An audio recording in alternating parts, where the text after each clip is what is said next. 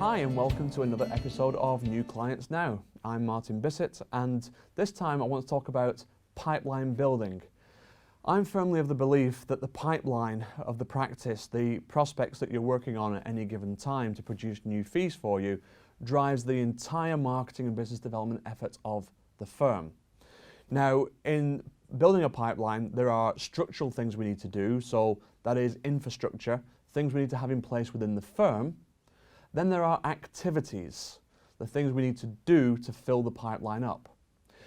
To explain the structure, we're going to take a look at a recent conference that I presented at. And in this keynote, we have the major building blocks of putting together a pipeline.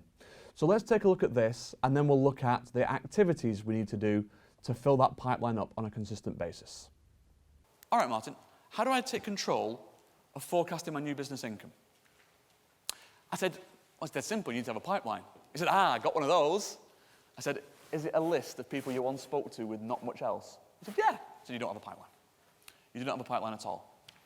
What we need is a tool for forecasting our future income. At its base, there must be consistent priming. I mean, you've got to continually work on new opportunities with existing clients, with referral creators, or with new business prospects. Then you have to have solid foundations in place, Alex. I said, being you and other members of your team who understand how to control a process of sale through to conclusion. People who can actually convert the opportunities that your marketing creates. I said, then you need many sources of rain to feed the pipeline. He said, okay, we grow by referral right now. I said, yes, as do many firms. What happens when they stop? Or that they don't come in as often as they should do? Or that they're not as big as you want? I said, you need to have a scheduled and managed review of this with people who know what they're doing so that there's some accountability. Those things in place, Alex, will give you the ability to calculate fee growth and the influx thereof. So there we go. Those are the major building blocks, the things we need to have in place first of all. How do we fill a pipeline up? Well, we fill it with the 7 avenues of new client acquisition. And it's like this, or I should say new fee acquisition. That would be more appropriate. The 7 avenues is we look to current clients first of all, because it's often said that so many current clients are looking for something more from you than you currently do.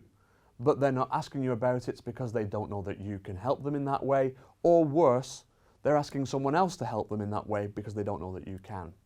So we look at current clients, not how can we sell more to our current clients, but what or which current clients need what help from us at this stage in their development. What could we do for them now that they would welcome a conversation on? The next one is ex-clients. So we look at those that we've lost for any particular reason. Now, it doesn't really matter why we've lost them, it matters that it's been longer than 12 months since we lost them, and the new accountant has had time to not fulfill their promises that they made to you.